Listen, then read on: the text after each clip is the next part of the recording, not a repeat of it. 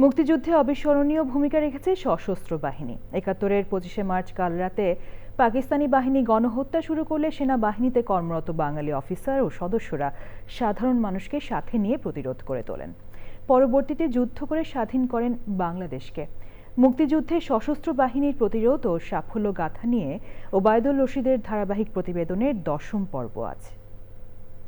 প্রথম east Bengal regiment, যা পরিচিত ছিল সিনিয়র টাইগার্স নামে, আর সদর দফতর ছিল যশোরে। বাংলাদেশে অবস্থানরত ইস্ট বেঙ্গল রেজিমেন্টগুলোর মধ্যে সবার শেষে পাকিস্তানিদের বিরুদ্ধে বিদ্রোহ করে মুক্তিযুদ্ধ শুরু করে এই রেজিমেন্ট। এর কারণ ছিল রেজিমেন্টের বাঙালি সেনাদের নিয়ে ভারত সীমান্তে সামরিক অনুশীলন করানো হচ্ছিল সে সময়। প্রত্যন্ত এলাকায় কোনো খবরই পাচ্ছিলেন না তারা। ৭১-এ ফার্স্ট বেঙ্গল রেজিমেন্টে ক্যাপ্টেন হিসেবে কর্মরত ছিলেন তরুণ হাফিজউদ্দিন আহমদ। পরে মেজর হিসেবে অবসরে গেছেন তিনি। চ্যানেল আইকে মেজর হাফিজ বলেন, তাদেরকে অনুশীলন থেকে ২৯ মার্চ যশোর সেনানিবাসে যাবার নির্দেশ দেওয়া হয়। এরপরই নির্দেশ আসে বাঙালি সেনাদের নিরস্ত্র করার, তবে তা মেনে নেননি বাঙালি সেনারা। তখন আমাদের সৈনিকেরা স্বতঃস্ফূর্তভাবে বিদ্রোহ করে ইতিমধ্যে পাকিস্তানিরা আমাদের উপর আক্রমণ চালানো শুরু করেছে।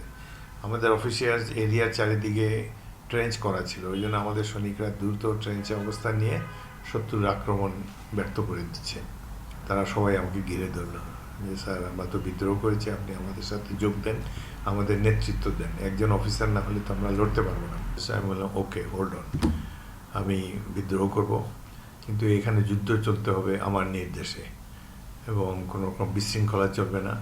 দেখে শুনে শত্রুর উপরে আমরা গুলিবর্ষণ করব।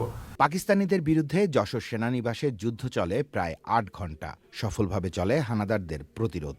তবে এরই মাঝে বাঙালি সেনাদের ফুরিয়ে আসতে থাকে গোলাবারুদ। যেহেতু আমাদের গোলাগুলি শেষ হয়ে গিয়েছে, আমরা ছোট ছোট গ্রুপে ক্যান্টনমেন্টে বেরিয়ে আসি। যশোরে আমি একমাত্র বিদ্রোহী অফিসার ছিলাম, বাকি আমার সাথে ২০০ সৈনিক ছিল। ওখানে চৌগাছায় গিয়ে দেখি ওখানে হাজার হাজার ছাত্র যুবক, তারা এসে বলে, স্যার অস্ত্র দেন, আমরা যুদ্ধ করব, দেশ স্বাধীন করব।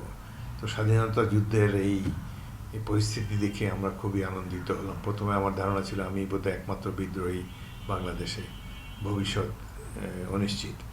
যখন দেখলাম যে সারা দেশে বিভিন্ন ক্যান্টনমেন্টে বেঙ্গল রেজিমেন্ট বিদ্রোহ করেছে, তাদের কাছে শুনলাম মেজর জিয়াউর রহমান স্বাধীনতা ঘোষণা করেছেন, তখন অত্যন্ত আনন্দিত, উৎফুল্ল হলাম। সবশেষে মুক্তিযুদ্ধ শুরু করলেও প্রথম ইস্ট বেঙ্গল রেজিমেন্ট সফলতার সাথে প্রাথমিক যুদ্ধ করে ৭১-এ। সে সময় একটি বড় এলাকা দীর্ঘদিন শত্রুমুক্ত করে রাখে তারা।